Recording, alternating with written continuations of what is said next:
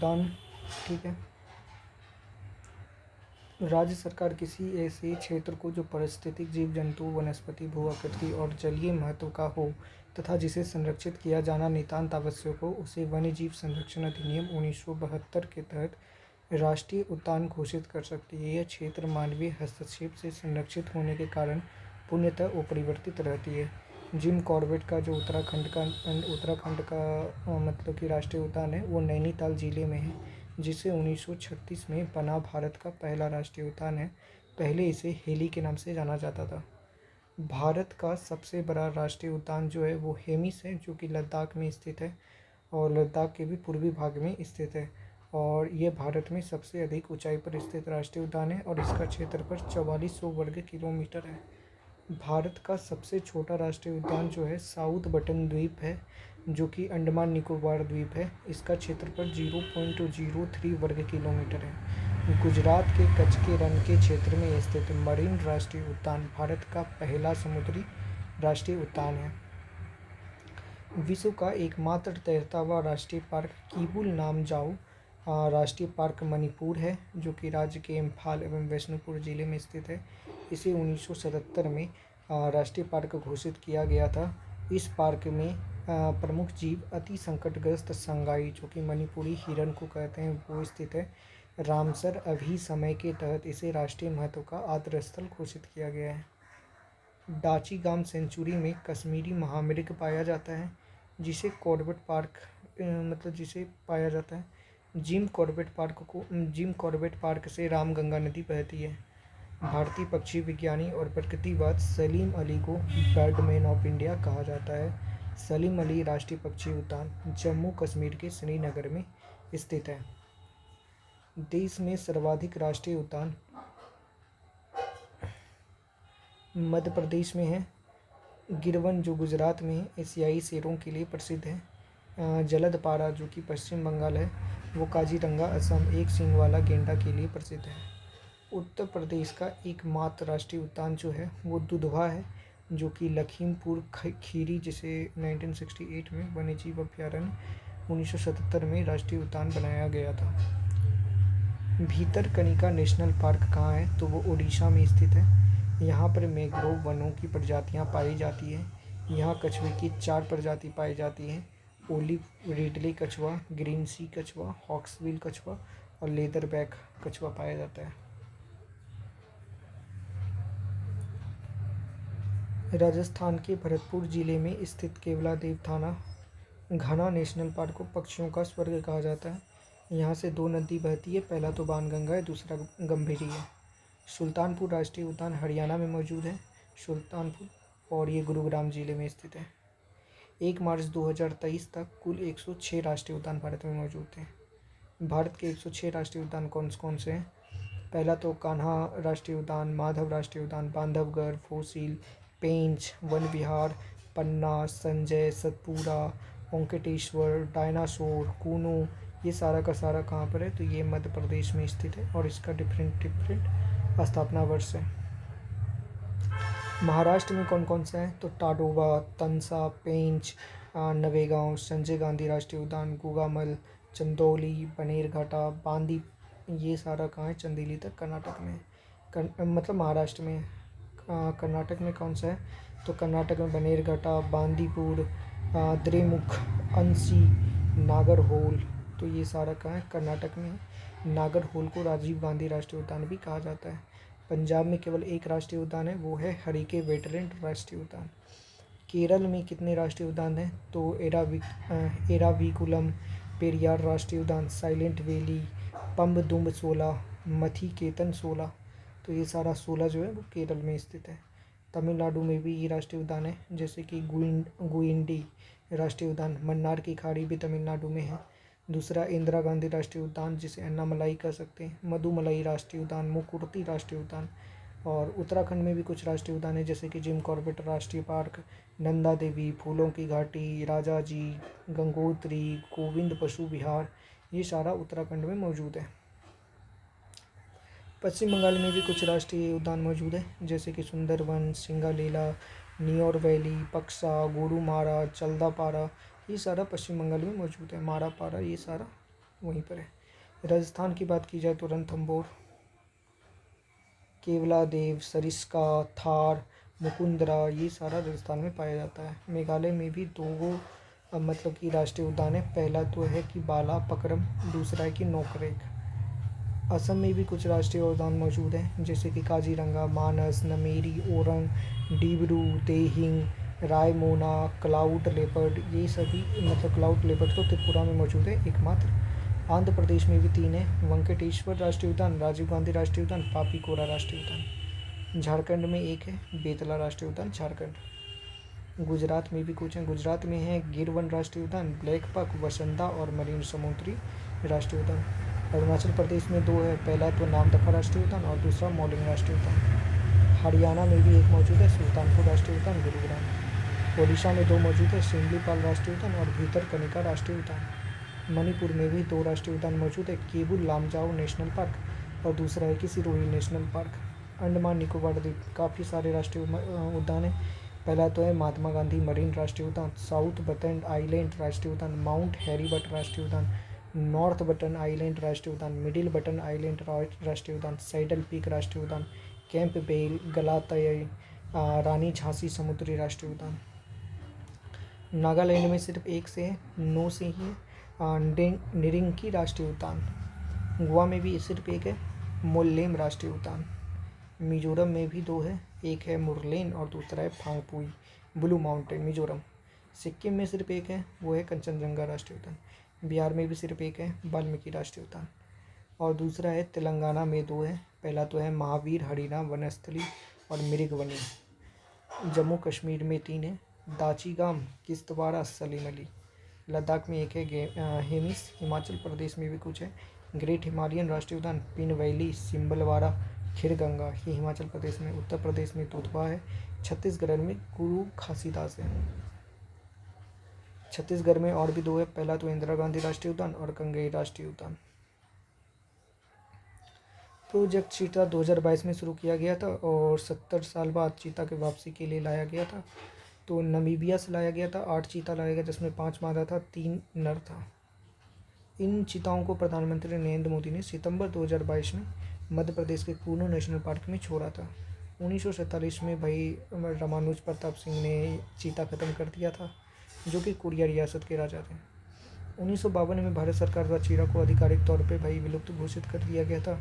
चीता को वापस लाने के बाद भारत एकमात्र ऐसा देश बन गया जहाँ पर बिग कैट प्रजाति की 5 सदस्य मौजूद हैं, बाघ, शेर, तेंदुआ, हिम तेंदुआ और चीता। चीता का वैज्ञानिक नाम एसिनोनिक्स जुवेटस है। चीता संरक्षण कोष का मुख्यालय नमीबिया ही है। गिर राष्ट्रीय उद्यान में बहने वाली हिरन नदी पर बना कमलेश्वर पार्क जो है कमलेश्वर बांध पार्क वन्य जीवों के पानी का प्रमुख स्रोत है। मार्च 2023 तक भारत में कुल 566 वन्य जीव अभ्यारण्य हैं। अभ्यारण्यों की सर्वाधिक संख्या अंडमान और निकोबार में जो कि 96 है, और राज्य में सर्वाधिक संख्या जो है महाराष्ट्र में जो कि 48 है, जस्ट हाफ। भारत में क्षेत्रफल के आधार पर सबसे बड़ा वन्यजीव अभ्यारण्य कच्छ डिजर्ट है, जो कि 7,000 वर्ग किलोमीटर 7,500 वर्ग किलोमीटर का है। और सबसे छोटा पिट्टीबो गूच ईजलैंड है, जो कि 0.01 किलोमीटर का है, लक्षद्वीप में स्थित है। राष्ट्रीय चंबल वन्यजीव अभ्यारण्य जो है 1978 में घड़ियाल संरक्षण के लिए बना था। मणिपुर थामिन परियोजना लोकटक झील पे बना हुआ है। बिहार के भागलपुर जिले में सुल्तानगंज के कालगांव के मध्य गंगा नदी में विक्रमशिला गंगा डॉल्फिन अभ्यारण्य की स्थापना की गई थी। 5 अक्टूबर 2009 को गंगा डॉल्फिन को राष्ट्रीय जलीय जीव घोषित किया गया था। राष्ट्रीय स्वच्छ गंगा मिशन द्वारा प्रतिवर्ष 5 अक्टूबर को गंगा डॉल्फिन दिवस के रूप में मनाया जाता है। 5 अक्टूबर। तो देखो, लाली वन्यजीव अभ्यारण्य जो है पासीघाट अरुणाचल प्रदेश में ब्रह्मपुत्र नदी के किनारे पर स्थित है। यहाँ पर पोनांग नृत्य मतलब यहाँ का पोनांग नृत्य प्रसिद्ध है, जो जनजातियों द्वारा किया जाता है। अरुणाचल प्रदेश की बात हो रही है, लाली वन्यजीव अभ्यारण्य वहाँ पर मौजूद है। दूसरा है कि भारत के प्रमुख वन्यजीव जो अभ्यारण्य है उसके बारे में पढ़ लेते हैं। झारखंड में 3 है, पहला तो पलामू बेतला अभ्यारण्य, दालमा और हजारीबाग। बिहार में 1 है, कैमूर वन्यजीव अभ्यारण्य। गुजरात में भी सिर्फ 1 है, नल सरोवर अभ्यारण्य। एक नहीं है, कई है, मतलब इम्पोर्टेंट एक है। उत्तर प्रदेश में चंद्रप्रभा, कर्नाटक में 3 प्रमुख हैं, भद्रा, सोमेश्वर और तुंगभद्रा। ये सारा कर्नाटक में मौजूद है। तेलंगाना में भी 2 अभयारण्य प्रमुख हैं, पहला तो पखाल और तीसरा है कावला। राजस्थान में 3 हैं, घाना पक्षी अभयारण्य, रणथंभौर, कुंभलगढ़। महाराष्ट्र में सिर्फ एक है, वो है तंसा अभयारण्य। पंजाब में अबोहर अभयारण्य। उड़ीसा में 2 हैं, चिल्का अभयारण्य और शिमलीपाल अभयारण्य। तमिलनाडु में 3 है, वो है वेदांतगल अभयारण्य, इंदिरा गांधी और मधुमलई। मिजोरम में 1 अभयारण्य है, डम्फा अभयारण्य। केरल में 2 अभयारण्य, पेरियार और पराम्बीकुलम अभयारण्य। मध्य प्रदेश में सिर्फ एक है, पंचमढ़ी अभयारण्य। अरुणाचल प्रदेश पखोई वन्यजीव अभयारण्य, हरियाणा सुल्तानपुर और मेघालय नोंगर वाइलम। कुछ विशिष्ट जीवों के संबंधित अभयारण्य जो हैं, कच्छ का रण जंगली गधा के लिए फेमस है, काजीरंगा एक सींग वाला गेंडा, जल्दापाड़ा एक सींग वाला गेंडा, दाचीगाम हुंगल, गीर एशियाई शेर। वन विहार नेशनल पार्क मध्य प्रदेश, सफ़ेद बाघ। रेगिस्तान राष्ट्रीय पार्क ऊँट, केवलादेव राष्ट्रीय नेशनल पार्क, साइबेरियन क्रेन। शिकारी देवी अभयारण्य हिमाचल प्रदेश, कस्तूरी मृग, और बद्रीनाथ में भी कस्तूरी मृग ही मिलता है। पक्षी विहार ज़्यादा नहीं है, कुछ कुछ इम्पोर्टेंट है, उसको पढ़ लेते हैं। पहला तो है उत्तर प्रदेश के, अधिकतर उत्तर प्रदेश में ही है। उत्तर प्रदेश में जैसे कि देख लेते हैं, नवाबगंज, समस्तीपुर और लालबहासी, उन्नाव, रायबरेली और कन्नौज। फिर उत्तर प्रदेश में ही है शांडी पक्षी अभयारण्य, बखीरा, ओखल, समान, पार्वती यारगा, विजय सागर, पटना पक्षी विहार, सुधाताल पक्षी विहार, सुर सरोवर पक्षी विहार, भीमराव अंबेडकर पक्षी विहार। तो ये सारा कहाँ पर है, ये सारा उत्तर प्रदेश में है। और उत्तर प्रदेश में ये पटना पक्षी विहार भी मौजूद है, जो कि एटा में मौजूद है, ना कि पटना में। राजस्थान में एक है खाना पक्षी विहार, कर्नाटक में भी एक है रंगाथिट्टू पक्षी विहार, तमिलनाडु में वेदाथांगल पक्षी विहार, आंध्र प्रदेश में मालापट्टी पक्षी विहार, हरियाणा में सुल्तानपुर पक्षी विहार, गोवा में सलीम अली पक्षी विहार, आंध्र प्रदेश कोडन्या, ओडिशा चिल्का झील, केरल वेम्बनाथ और जम्मू कश्मीर सलीम अली पक्षी अभयारण्य। भारत में लगभग 72 पक्षी अभयारण्य हैं। भारत के बाघ अभयारण्य, प्रोजेक्ट टाइगर 1973 नाम कार्यक्रम को प्रारंभ किया गया था। श्रृंखला को टाइगर मैन ऑफ इंडिया कहा जाता है। भारत का पहला जो बाघ रिजर्व है जिम कॉर्बेट है, जिसको 1 अप्रैल 1973 से लागू किया गया था। क्षेत्रफल की दृष्टि से भारत का सबसे बड़ा जो बाघ रिजर्व है वो नागार्जुन सागर श्रीशैलम आंध्र प्रदेश है। इसका क्षेत्रफल लगभग 3.5 किलोमीटर वर्ग किलोमीटर है। और सबसे छोटा जो बाघ रिजर्व है ना, वो बोर बाघ रिजर्व है, जो कि महाराष्ट्र में मौजूद है। विश्व का सर्वाधिक ऊंचाई पर स्थित जो बाघ रिजर्व है वो नामदफा अरुणाचल प्रदेश में मौजूद है। और सबसे अधिक जो बाघ है वो बांधवगढ़ मध्य प्रदेश में है। मध्य प्रदेश को टाइगर स्टेट भी कहा जाता है। दुर्लभ सफ़ेद बाघों के लिए ओडिशा का नंदन कानन काफ़ी फेमस है। भारत का प्रथम सफ़ेद बाघ सफारी सतना मुकुंदपुर में पाया गया है। और एक संगठन भी बनाया था एक्शन टाइगर नाम के, ठीक है, और उसको बचाने के लिए 12 तरीके सुझाए गए थे। और ये परियोजना जो है सरिस्का अभयारण्य से शुरू हुई थी और अभी लगभग 12 देशों में लागू है। बाघों और उसके प्राकृतिक आवासों के संरक्षण पर विश्व का पहला शिखर सम्मेलन जो हुआ था 2010 में हुआ था, जो कि पिट्सबर्ग रूस में हुआ था। 29 जुलाई को है ना बाघ दिवस मनाया जाता है। और विश्व का सबसे बड़ा टाइगर रिजर्व जो है होकांगाटी टाइगर रिजर्व है। भारत के बाघ अभ्यारण्य देख लेते हैं तो असम में 4 बाघ अभ्यारण्य है, मानस, नेमरी, काजीरंगा, ओरंग। अरुणाचल प्रदेश में 3 कि बाघ अभ्यारण्य है, नामदफा, पकोई और कमला। आंध्र प्रदेश में एक है नागार्जुन श्रीशैलम। बिहार में भी एक है, सिर्फ वाल्मीकि। छत्तीसगढ़ में जो बाघ रिजर्व है इंद्रावती, अचानकमार, उदंती, सीतामती, गुरु घासीदास और पिंगला, ठीक है। झारखंड में सिर्फ एक है, पलामू, बेतला। मिजोरम में भी एक है, डम्पा। राजस्थान में 4 है, रणथंभौर, सिरिस्का, मुकुंदरा, रामगढ़। कर्नाटक में 5 है, बांदीपुर, भद्रा, नागरहोल, तांदली, अंसी, बिलीगिरी। और केरल में 2 है, पेरियार और पराम्बीकुलम। मध्य प्रदेश में 6 है, टाइगर स्टेट भी कहते हैं, कान्हा, पेंच, बांधवगढ़, पन्ना, सतपुरा, संजय डुगरी। महाराष्ट्र में भी 6 ही है। बेलघाट, पेंच, तपोवन, धेरी, सह्याद्री, नीमगांव, नागजीरा, बोर। उत्तर प्रदेश में 4 है, दुधवा, आमनगढ़, पीलीभीत, रानीपुर टाइगर रिजर्व। उत्तराखंड में भी 2 हैं, जिम कॉर्बेट और राजाजी।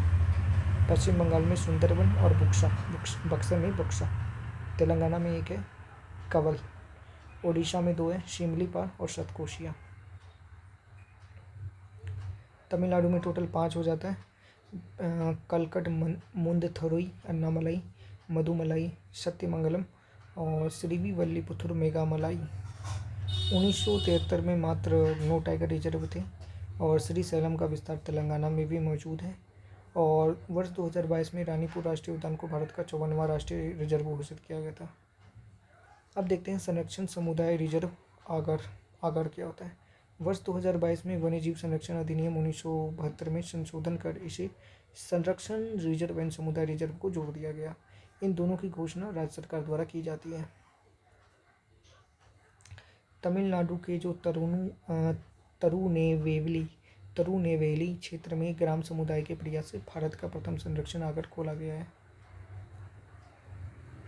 समुद्री संरक्षित क्षेत्र भी भारत में मौजूद है। पहला तो एक देख लेते हैं कि गहीरा माथा समुद्री वन्यजीव अभयारण्य, जो कि ओडिशा के केंद्रपाड़ा में मौजूद है, कछुओं के लिए मेनली। 28 अक्टूबर 2016 को अंटार्कटिका के रोज सागर को क्षेत्र को विश्व का सबसे बड़ा समुद्री संरक्षण क्षेत्र घोषित किया गया है। रोज सागर पृथ्वी में मौजूद अंतिम अपरिवर्तित समुद्री परितंत्र है। जैव मंडल रिजर्व के बारे में पढ़ लेते हैं, आरक्षित क्षेत्र या नीचे। तो जैव मंडल शब्द का प्रयोग सर्वप्रथम 1885 में हुआ था, जिसको ऑस्ट्रियन भूवैज्ञानिक एडवर्ड सुरेज ने किया था। 1971 में यूनेस्को द्वारा एक अंतर सरकारी वैज्ञानिक कार्यक्रम के रूप में मानव और जैव मंडल कार्यक्रम आरंभ किया गया था। मानव और जैव मंडल कार्यक्रम के अंतर्गत ही जैव मंडल रिजर्व का नीचे की अवधारणा का विकास 1976 में हुआ था। भारत विश्व के 17 बड़े पारिस्थितिक विविधता वाले देशों में से एक है, जहाँ विश्व की 60 से 70% विविधता पाई जाती है।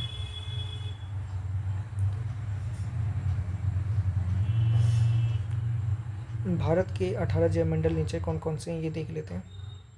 तो सबसे बड़ा जो है वो तो है कच्छ का रणि, लेकिन पढ़ते हैं। नीलगिरी तमिलनाडु, केरल और कर्नाटक में मौजूद है। नंदा देवी उत्तराखंड, नोकरेक मेघालय, मन्नार की खाड़ी तमिलनाडु, सुंदरबन पश्चिम बंगाल, मानस असम, ग्रेट निकोबार असम, अंडमान निकोबार, सिमलीपाल ओडिशा, डिब्रू साइखोवा असम, दिहांग दिबांग अरुणाचल प्रदेश, पंचमढ़ी मध्य प्रदेश, कंचनजंगा सिक्किम, अगस्तमलई तमिलनाडु और केरल, अचानकमार अमरकंटक मध्य प्रदेश और छत्तीसगढ़, कच्चकारन गुजरात, कोल डेजर्ट हिमाचल प्रदेश और शेषाचलम पहाड़ी आंध्र प्रदेश और पेन्ना मध्य प्रदेश। क्षेत्रफल की दृष्टि से सबसे बड़ा जो जैवमंडल है ना वो कच्छ का रण है, और सबसे छोटा जो है डिब्रू साइखोवा है, जो कि असम में मौजूद होगा। पहला जैवमंडल आरक्षित क्षेत्र भारत में 1986 में नीलगिरी क्षेत्र को स्थापित किया गया था। नीलगिरी जीव मंडल नीचे में 2 संकटा वन प्राणी प्रजातियां हैं। पहला तो नीलगी ताहार और शेर जैसी दुम वाली बंदर की सबसे अधिक संख्या पाई जाती है। और यहाँ पर है अगस्तमलाई जैव मंडल रिजर्व के अंतर्गत नैयार, पेपम्पा और सुतरना वन प्राणी अभयारण्य और कालाकर मुदुनथुराई बाघ रिजर्व आते हैं। और यहाँ पर क्या है कि बहुत सारी प्रजातियों के वन पाए जाते हैं, जैसे कि पेड़ है सिल्वरवुड, दूसरा है किलेटिफोली, तीसरा है ओरचिड, चौथा है रोडेट्रॉन। भारत के 18 जैवमंडल आरक्षित क्षेत्रों में 12 को यूनेस्को जैवमंडलीय आरक्षित क्षेत्र घोषित किया गया है। यूनेस्को के वैश्विक नेटवर्क में शामिल भारतीय जैवमंडल आरक्षित क्षेत्र कौन कौन से हैं। पहला तो नीलगिरी, जो कि कर्नाटक, केरल, तमिलनाडु हर जगह फैला हुआ है। मन्नार की खाड़ी तमिलनाडु, सुंदरबन पश्चिम बंगाल, नंदा देवी उत्तराखंड, नोकरेक मेघालय, पंचमढ़ी मध्य प्रदेश, शिमलीपाल उड़ीसा, अचानकमार छत्तीसगढ़, ग्रेट निकोबार तो पता है कहाँ होगा, अगस्तमलई केरल और तमिलनाडु, कंचनजंगा सिक्किम और पन्ना मध्य प्रदेश। सुंदरबन के मैंग्रोव वनों में हेरिसियरा फोमीज, जो कि बेशकीमती इमारती लकड़ी है, वो पाई जाती है। हेरिसियरा फोमीज। मन्नार की खाड़ी जीव मंडल नीचे में 21 द्वीप हैं और इन पर अनेक ज्वार, नदमुख, पुलिन, तटीय पर्यावरण के जंगल, समुद्री घासों, प्रवाल द्वीप, लवणीय अनूप और मैंग्रोव वन पाए जाते हैं। यहाँ पर लगभग 3600 पौधों और जीवों का संकटग्रस्त प्रजातियाँ पाई जाती हैं। जीन बैंक कहाँ पर है? जीन बैंक है नई दिल्ली में है और राष्ट्रीय पादप आनुवंशिक संसाधन ब्यूरो द्वारा इसको संरक्षित किया जाता है। राष्ट्रीय पशु आनुवंशिक संसाधन ब्यूरो द्वारा भी इसको संरक्षित किया जाता है।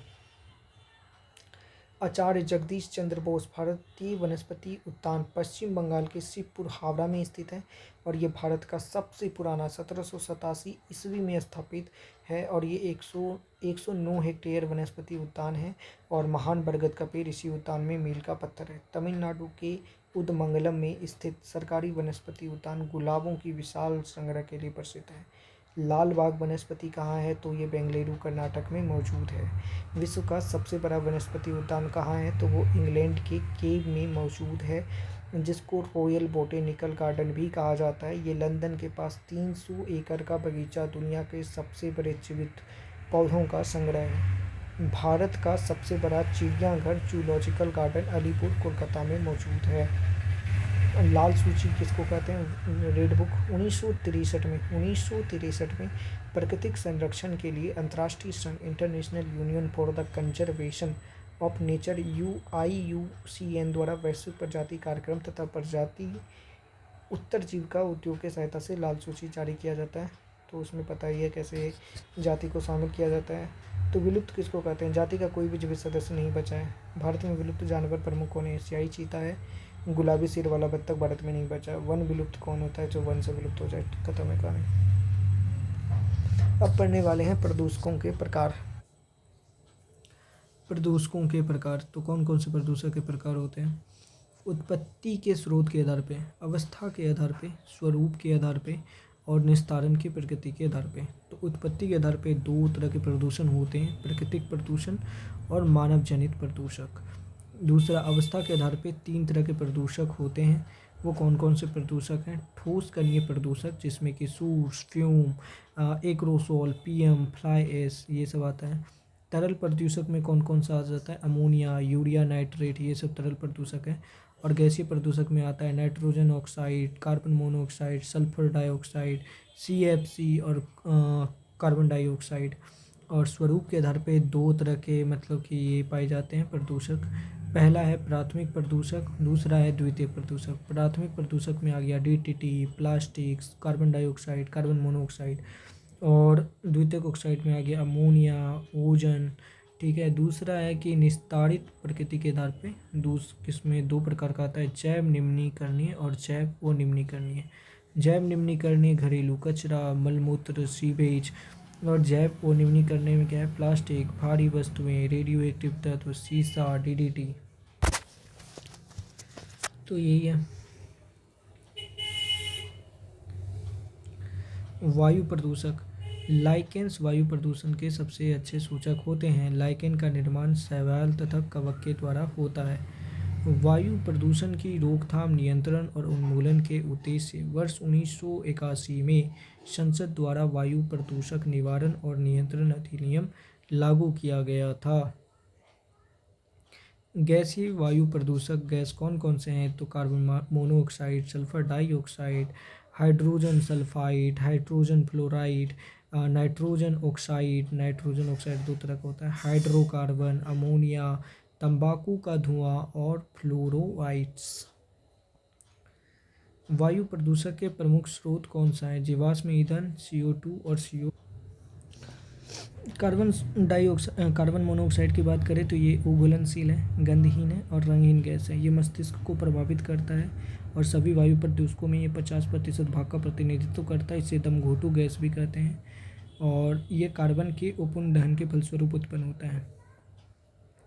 ये हीमोग्लोबिन के साथ ऑक्सीजन की अपेक्षा अधिक प्रबलता से संयुक्त हो सकती है, इसलिए कार्बोक्सी हीमोग्लोबिन बनाती है जो ऑक्सीजन हीमोग्लोबिन से लगभग 30 गुना अधिक अस्थायी संकुलन है।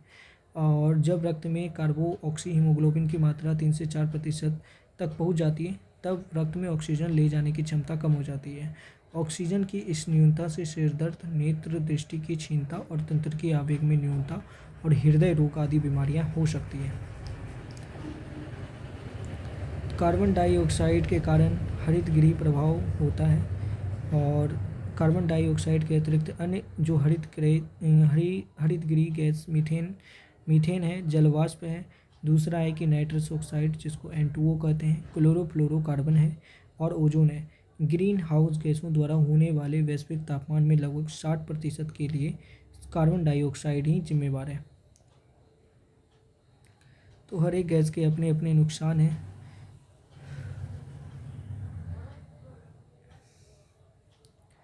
सल्फर डाइऑक्साइड वायु प्रदूषक के द्वितीय सबसे अधिक महत्वपूर्ण प्रदूषक हैं। वायुमंडल में समस्त वायु प्रदूषकों के सकल भार का लगभग 20% भार सल्फर डाइऑक्साइड का है। सल्फर डाइऑक्साइड से आंखों में जलन होती है।